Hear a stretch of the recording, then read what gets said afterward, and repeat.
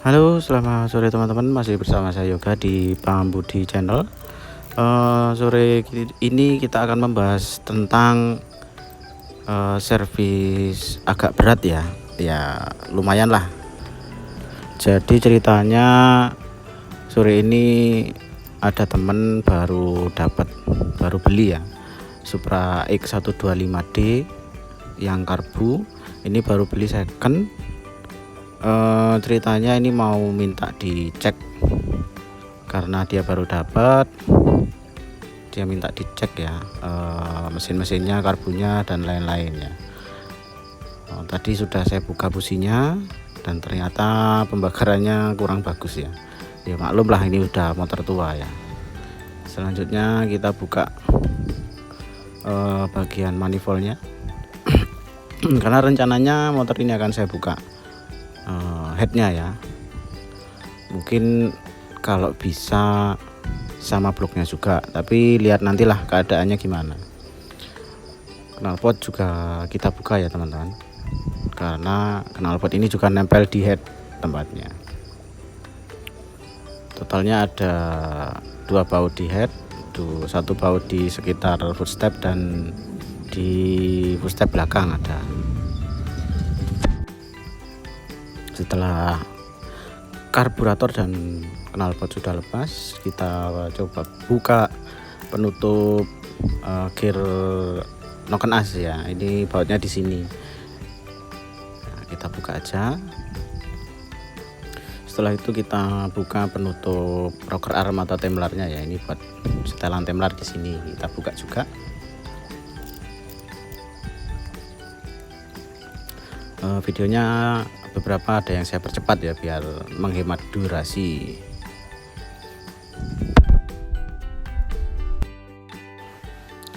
Ya, ini adalah oli yang tersisa di bagian tutup templar ya. Sudah agak menghitam. Ini enggak tahu sih, katanya riwayatnya pakai delta loop. Kita lepas penutup gear kamrat atau gear noken ya. Nah, di sini kita buka tutup magnet untuk melihat posisi top pada magnetnya. Kita bisa putar magnetnya pakai kunci 17 ya guys. Nah, ini posisi topnya. Terlihat huruf T ya di lubang yang atas, dan di bagian gear noken ada titiknya. Ini harus sejajar ya dengan titik yang ada di head. Kita lepas selang-selangnya, buka baut 8. Nah, ini kita buka baut utama ya, ini mur utama pengunci headnya. Ini ada 4 baut pakai kunci 12. Nah, ini kita buka tadi baut 8 ya. Kita juga harus buka gear noken asnya pakai kunci 8. Dan setelah itu ini gear noken asnya kita lepas juga ya guys ya. Nah, kita bisa congkel pelan-pelan dengan obeng yang kecil. Nah, kita lepas dari rantai kamratnya ya. Ini kita ambil gear noken asnya. Sudah begitu aja, sudah bisa dilepas untuk bagian headnya ya.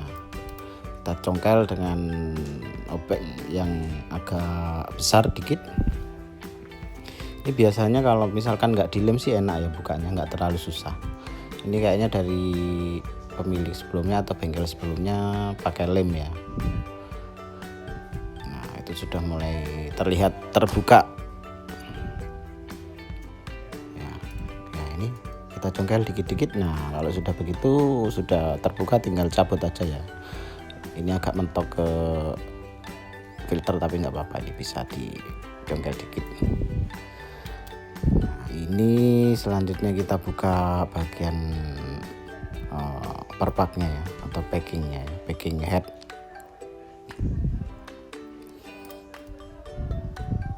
Kita congkel pelan-pelan ya, siapa tahu ini masih bisa digunakan ya. Nah, oke, sudah terlepas semua. Ini saya coba buka blok tapi berat sekali ya, nggak tahu ini ada masalah apa ya. Mungkin di lem atau lemnya terlalu kuat ya. Ini saya congkel-congkel kok susah sekali. Itu sampai kemeringet. Nggak mau kebuka guys. Ya sudah, saya biarkan aja. Karena di sini cuman pengecekan aja ya. Kita bersihkan dengan cairan chamber cleaner atau engine conditioner ya. Ini tujuannya untuk memudahkan pembersihan ya guys ya. Jadi nanti sewaktu setelah disemprot ini lebih mudah membersihkan kerak-keraknya. Ini tujuannya mempermudah ya. Jadi harus tetap dikerok juga ya. Ini untuk lubang intake ya. Intake-nya juga kita semprot. Di sini ada kerak-kerak yang nempel-nempel banyak juga. Nah, ini untuk kerak yang lumayan tebel nggak bisa langsung larut ya. Jadi tetap harus kita kerok-kerok seperti ini. Tapi setelah disemprot itu akan lebih mudah. Pengerokannya atau pembersihannya itu akan lebih mudah nanti ya. Kalau dibandingkan dengan bensin ini jelas lebih mudah pembersihannya. Nah, ini kita ulangi lagi sampai beberapa kali sampai bersih ya. Nah, karena bloknya tadi tidak bisa dibuka, akhirnya kita cek begini aja ya. Kita mundurkan pistonnya, terus kita cek dinding-dindingnya. Ternyata ini sudah versus 50 ya, dan dindingnya juga masih bagus. Nggak ada baret-baret ya. Masih halus lah, masih bagus untuk pemakaian beberapa tahun masih bisa. Ini bagian karburator kita lepas juga, kita cek juga dalamnya. Tapi untuk bagian karburator nanti akan saya bikinkan video terpisah ya teman-teman. Biar di sini videonya tidak terlalu panjang. Ini kita fokus ke bagian mesin aja. Ini setelah bersih ya, sudah kita bersihkan, sudah kita cek, headnya juga sudah saya bersihkan. Saatnya kita pasang aja. Pasangnya mudah ya. Cuma di sini ada beberapa bushing, tapi nggak saya lepas ya, jadi masangnya lebih gampang. Nah, perpaknya tadi juga saya sudah masukkan, jadi kita tinggal masukkan bagian headnya aja ya. Kalau teman-teman ragu dengan perpaknya, bisa ditambahin lem tipis-tipis saja ya, jadi jangan sampai lemnya nanti lelenya bisa menyumbat lubang sirkulasi. Kita kencangkan bautnya ya.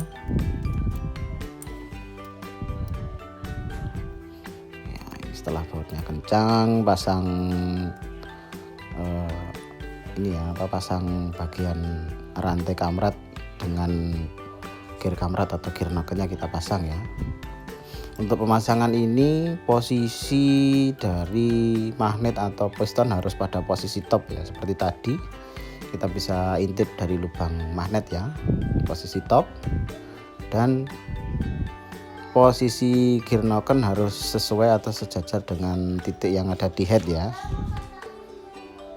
Nah, setelah sudah pas semua, kita pasang baut gear knockennya. Ini ada 2 baut 8, kita kencangkan. Ini harus benar-benar kenceng ya.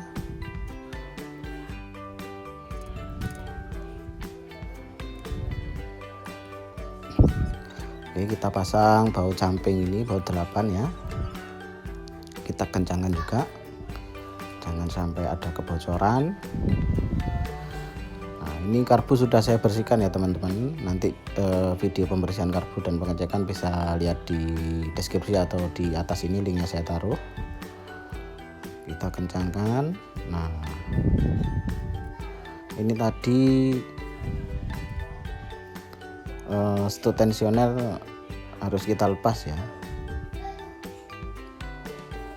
karena untuk pemasangan rantai ini tensioner atau stud otomatis ini ketika rantai dicopot dia akan menonjok keluar ya, menonjok maksimal ya. Jadi harus kita lepas agar masang gear knockernya atau rantai kamratnya lebih mudah.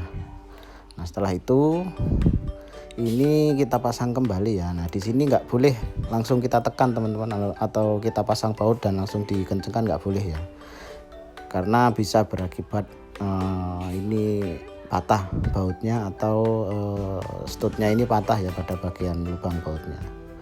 Kita pasang dulu bautnya, tapi jangan dikencengin ya.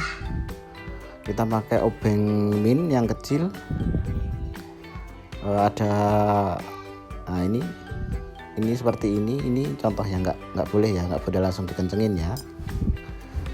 Kita kendorin dulu ini stutnya, jadi dengan ditekan sedikit aja bisa masuk. Ini kita putar searah jarum jam dan ditekan ke dalam seperti ini. Nah kita tahan, setelah itu baru bautnya kita kencangkan teman-teman,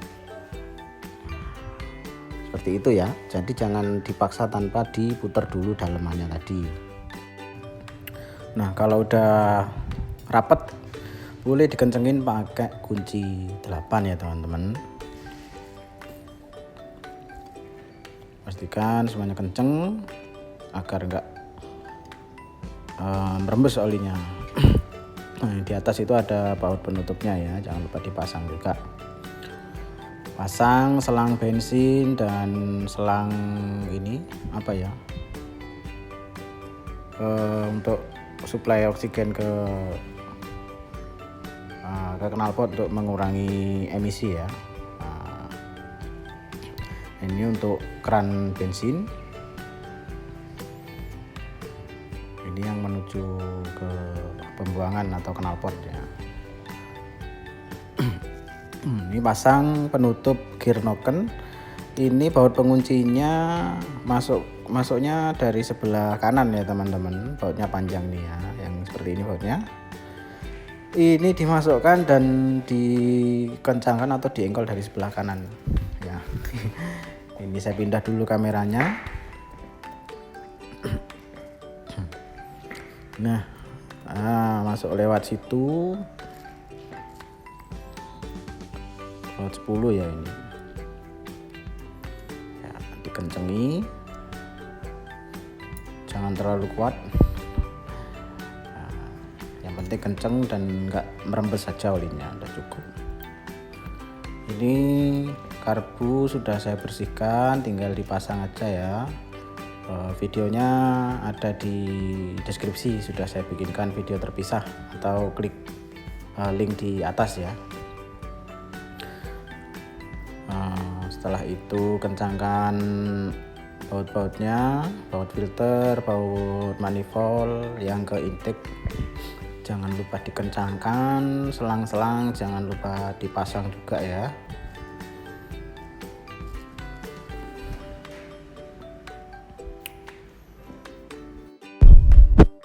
Nah, setelah semua selang terpasang, busi sudah dipasang juga.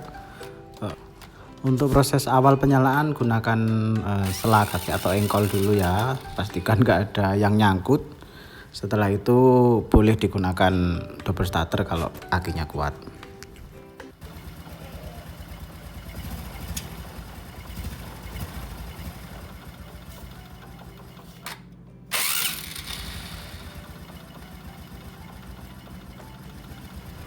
Oke guys, hasilnya mesin sudah bisa bunyi atau running dengan sebagaimana mestinya. Kita lakukan penyetelan terakhir biar langsamnya nggak mati-matian. Sampai di sini dulu videonya. Jangan lupa like and subscribe, share jika bermanfaat. Oke, selamat malam.